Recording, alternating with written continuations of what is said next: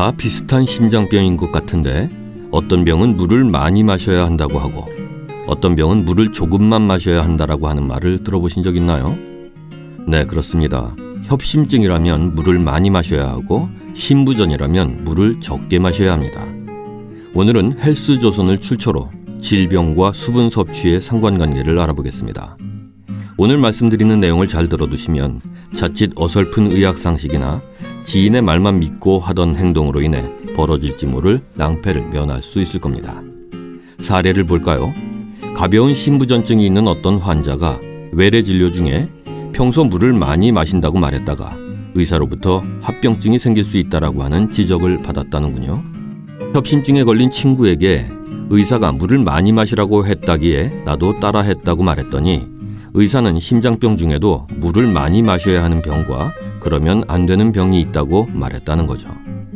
증세가 심하지 않았기에 큰 문제가 발생하지는 않았지만 제대로 알지 못한 채 계속 그렇게 했더라면 폐에 나쁜 영향을 줄 뻔했던 겁니다. 네, 그렇습니다. 수분 섭취를 권장하는 질병과 제한하는 질병이 따로 있습니다. 체내 순환과 노폐물 배출을 촉진해야 한다면 물이 필요하고 순환 및 배출 능력이 떨어진다면 물을 멀리해야 하는 거죠. 만일 물을 적게 마셔야 하는 질환을 가진 사람이 물을 많이 마시면 여러 가지 합병증이 생길 수 있습니다. 그럼 지금부터 질병에 따라 물을 적게 마셔야 하는지 많이 마셔야 하는지 구분해서 살펴보겠습니다. 먼저 물 섭취를 제한하는 질병부터 살펴봅시다. 첫째, 심부전.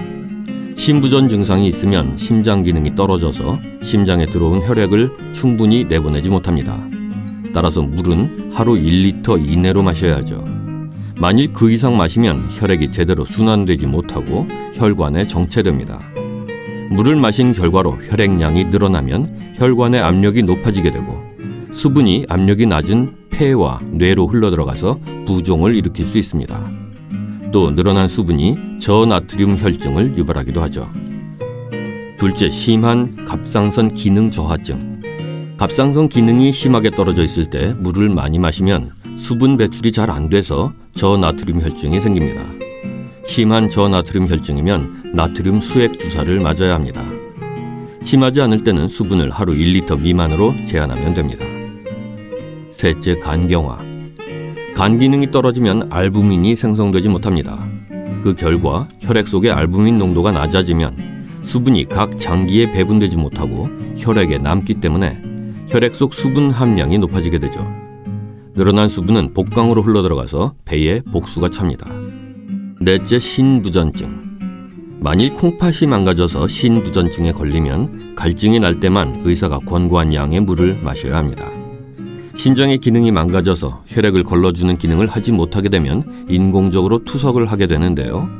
투석을 하는 오기 환자는 투석을 통해 단백질이 빠져나가면서 알부민 생성 기회 자체가 사라집니다. 그러면 수분이 각 장기에 배분되지 못하고 복강으로 흘러들어가서 복수가 차는 거죠. 다섯째, 부신 기능 저하증. 부신은 좌우 콩팥 위에 각각 한 개씩 있는 삼각형의 작은 내분비 기관인데요. 이 부신의 기능이 떨어지게 되면 부신 호르몬인 알도스테론이 과다하게 생성되는데요. 이것이 수분과 염분의 원활한 배출을 막게 됩니다. 따라서 부신의 기능이 떨어졌을 때 수분을 많이 섭취하면 전신 부종이 발생합니다. 이번에는 반대로 물을 충분히 마셔야 하는 질병들을 살펴보겠습니다. 첫째, 폐렴, 기관지염. 폐렴이나 기관지염 등 호흡기 질환에 걸리면 열도 오르고 호흡이 가빠지기 때문에 피부와 호흡기를 통한 수분 배출이 늘어납니다. 따라서 호흡기가 마르지 않도록 미지근한 물을 조금씩 자주 마셔줘야 합니다.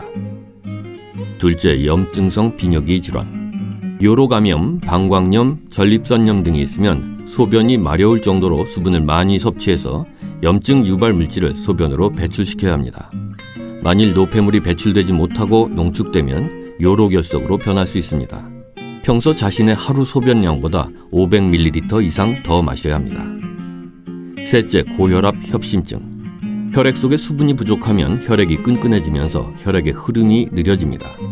이 경우 혈전, 즉 피떡이나 지방이 혈관벽에 쌓이게 될 확률이 높아지죠. 따라서 고혈압이나 협심증이 있다면 하루에 최소한 2리터 정도의 물을 마시는 것이 좋습니다. 이상 지질 혈증 단계부터, 즉 중성지방이나 콜레스테롤이 높다고 진단받았을 때부터 물을 충분히 마시면 협심증으로 진행되는 것을 억제하는 데 도움이 됩니다. 단 염분은 하루 5에서 6g 이하로 철저히 제한해야 합니다. 넷째, 당뇨병. 신부전 합병증이 없는 당뇨병 환자는 수시로 물을 마셔서 혈당 상승을 억제해야 합니다. 특히 갈증을 잘 느끼지 못하는 노인 당뇨병 환자는 목이 마르지 않아도 2시간에 한 번씩은 의식적으로 물을 마셔줘야 하죠.